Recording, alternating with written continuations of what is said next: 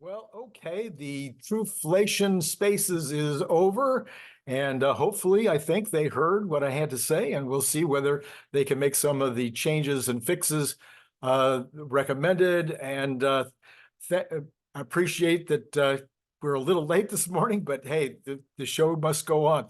So Elon changed everything overnight. Everything. Everything's changed. Some of the stuff that we talked about yesterday, some of the things that other people were talking about yesterday, Elon made it clear. He liked the following post. Chris Zhang 001 says this: I told you that Elon has re-entered wartime CEO mode. The scene is familiar to the veterans of the Tesla community. Today, Elon decided to bet the entire company on Robotaxi. I don't know if all in Robotaxi is right or wrong. I don't have that answer. It is a very extreme statement to say bet the company at this point. You can't, I'm sorry, this is Randy now, not Chris. By the way, and Elon liked that post. But he's making a very extreme statement to say bet the company at this point because Tesla has $30 billion in the bank, and any kind of a big miss on Robotaxi, even a complete failure to get Robotaxi off the ground in the next 4 months, delaying the meeting, coming out and saying, okay, we're going to do this, but it's 12 months from now. I mean, the worst kind of failure that you can imagine on 8/8 would not be the end of Tesla. It'd be hugely disappointing. But Robotaxi doesn't even have to succeed for Optimus to succeed, much less energy storage, semi-trucks, automobiles in general, insurance, and all the rest of the things that Tesla is doing, all of which, without Robotaxi, could still make Tesla by far the largest company in the world. Now, having said that, I think he's right. I think Elon's attitude is just what he said. And this is from Tesla Fan Metal. We talk about this guy all the time. Tesla FANMTL.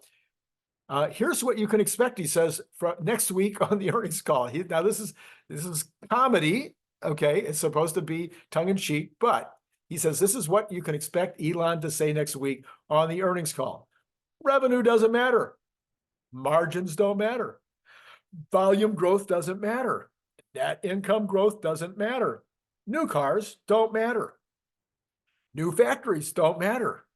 The only thing that matters is fleet miles driven on FSD and supervised robots. That's what matters. Okay, now you may have heard me say something very similar last night. What I said was, doesn't matter what happens at the earnings call. The earnings call is going forward in terms of anything else that Tesla's doing. If Robotaxis come out on 8/8, 8/9, the next month, I don't care. If Robotaxis are a thing, and it is announced and they are approved by any city, any state, anywhere, so that we can start sending these Robotaxis out onto the street, and Elon shows us a vehicle, et cetera, the app is ready to go. If all these things happen, all of the other aspects of Tesla become small by comparison. You know this. Elon has said it over and over and over again. And of course, if Optimus becomes a thing, then even Robotaxi becomes very small by comparison. So yes, the tongue-in-cheek ideas that were just talked about, it's kind of true. And even as big, you could have a $400 billion business in semi-trucks or a $400 billion business in energy storage, and they will be small by comparison to Robotaxis. Everybody that's paying attention to that knows this to be true, and that's why the bets are so big. That's why the money that's been invested by not just Tesla, but by others has been so huge, is because we all understand this is the future, and it is all Teslas to own. So this is from Teslarati this morning. Ben Horowitz, co-founder and general partner at venture capital firm Andreessen Horowitz, noted that wartime CEOs have several attributes that make them work. Among these is a willingness to violate protocol in order to win, and insane attention to detail when it comes to things that may interfere with the prime directive, and a sense of paranoia, among others. Most importantly, wartime CEOs also aim to win the market, Horowitz noted. Perhaps a wartime CEO may indeed be what Tesla needs right now. And Elon Musk, if anything, seems to work a lot better when there is a lot of things on the line. It's what made SpaceX into a dominating force in the space launch sector, after all, and it's what made Tesla into the world's largest electric car maker today. Competition is indeed heating up, especially from China, so perhaps putting Tesla back into a high-stakes situation may be what the company needs to break its limits once more. This is Randy Kirk. Please hit the like and the subscribe. Why should you hit the like button? Just because. You don't even have to have a reason. It only takes a second, and it helps me. Help out a friend. Just hit that like button this morning. Later on this morning, we'll have Brian White and then Nicholas Gibbs. That's a good enough reason to subscribe and hit notify. And then, of course, you want to go down to Patreon. Down in the information below, you'll find in the description, you'll see a little thing, just a little link. You click on that, you go right over to Patreon, and you have an opportunity to join. This is from JP Sartre. Underscore no exit. So JP Sartre, Sartre is how you spell Sartre, and then underscore no exit. Tesla still has 4,401 active job postings on LinkedIn this morning. So they laid off 14,000 yesterday, but they have 4,401 active job postings. That doesn't mean jobs. It means postings. Some of those might have multiple people that they need for that position. So Tesla's not cutting back on their plans, their progress, their expectations for growth. Contrary to what you may be hearing from a lot of other folks, they're not cutting back. This is just like last year when they cut back also about 10%. They had hundreds and hundreds, thousands of job postings for other positions that were needed at the time. This is from Paul Farragut, P_Farragut this morning. He says he just took delivery on a Model 3 Highland, a largely overlooked development for Tesla in his humble opinion. The quality of the car is amazing, on par with the Model Y manufactured in Berlin. Unequivocal luxury sedan way above the first Model 3. Tesla learns fast. I don't know about you, I'm a big fan of Farragut, and interesting to hear what he had to say about the Model 3.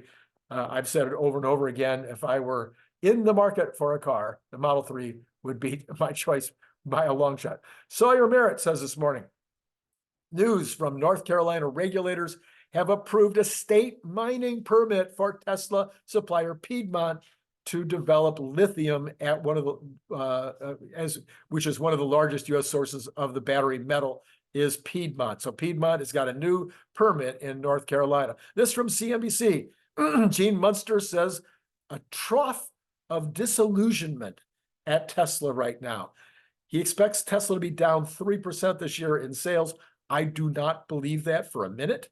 I think that Gene Munster is not taking into consideration that the great Midwest of the United States is yet to be awakened, and I believe they will be awakened before the end of this year.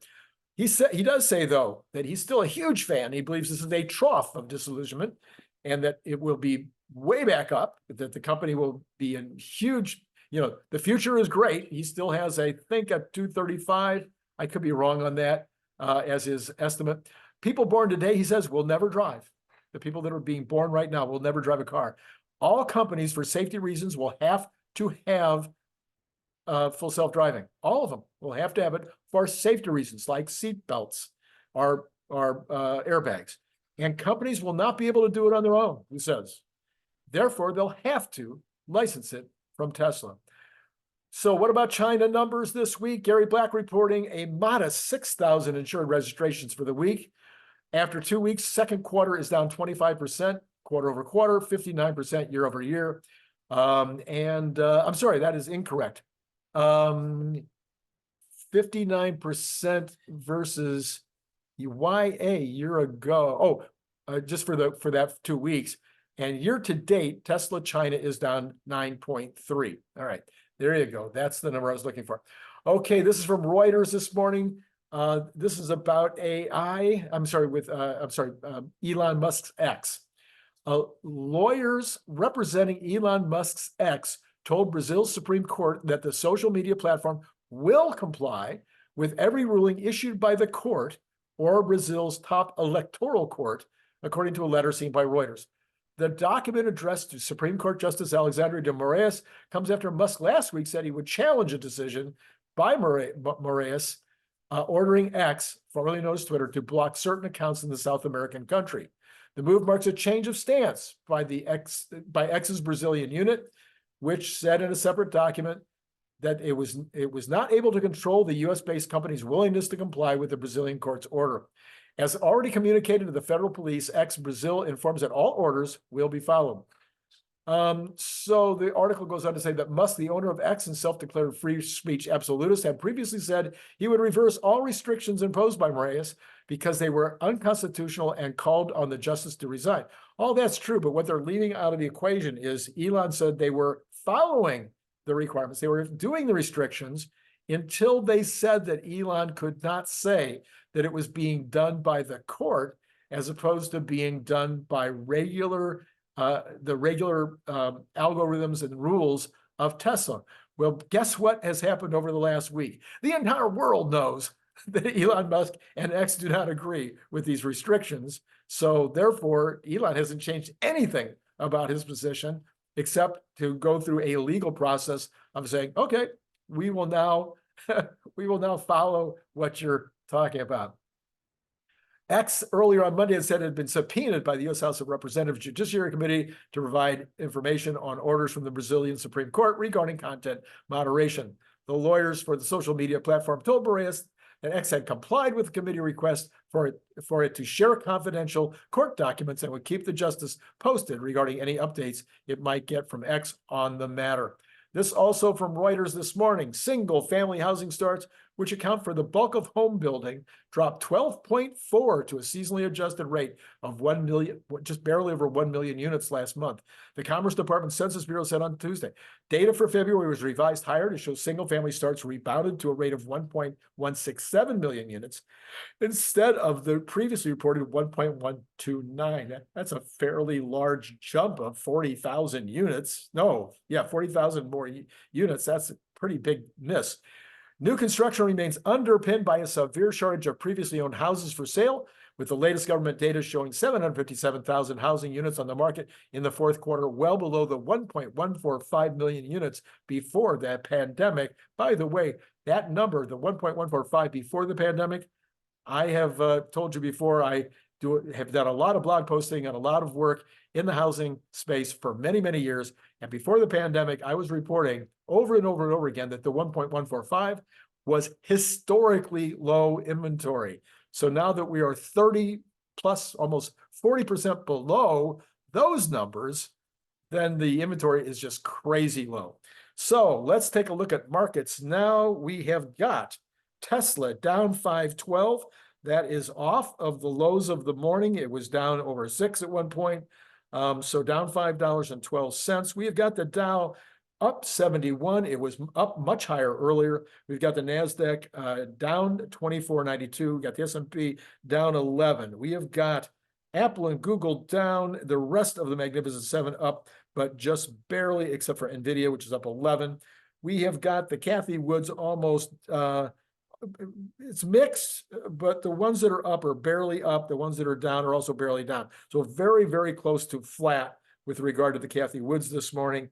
We are seeing a bump in the interest rates this morning. Okay, we have got the Dow is down 0.14%. NASDAQ, I'm sorry, up 0.14%. I'm not colorblind, honest. I can see the difference between green and red. And NASDAQ down 22. That's truly down 0.22. S&P down 0.26, and Tesla down 3% this morning. Quite frankly, once again, as much as I don't want to see, well, I don't have any dry powder.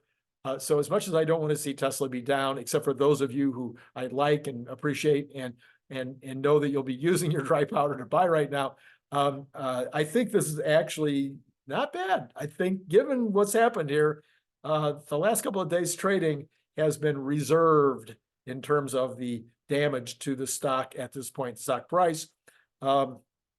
Maybe creating a floor now as the earnings call coming next week.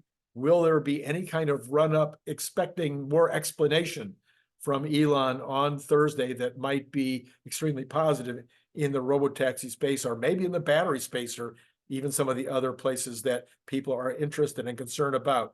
Okay, let's go ahead and take a look at the rest of these, the rest of the information that we look at here. We've got the bonds up 4.8 basis points. I'm sorry, changed right in front of my eyes. Just, I guess the app took a second to refresh. But the 10-year is still up 2.9, almost 3 basis points to 4.657. We have got the 2-year up 1.5 basis points to 4.951, and we have got the 2-month actually down this morning, 0.4 of a basis point to 5.394. Once again, this is dropping now. The difference, the inversion is rapidly dropping. We are now down to 70 basis points, 75 basis points difference. We were normally about, when I say normally, over the last 20 months or so, it's been 150 basis points, recently getting closer to 100 basis points. Now the 2-month and the 10-year are only about 75 basis points apart. I think that's newsworthy, something to watch. It could mean something. Some people think it might mean the beginning of the recession. Oil is down barely this morning, 8 cents at 85.33, with Brent slightly under 90 at 89.93. Natural gas down almost 1% at 1.675. We have also got the gold is up another $6 today, 2,388 right now.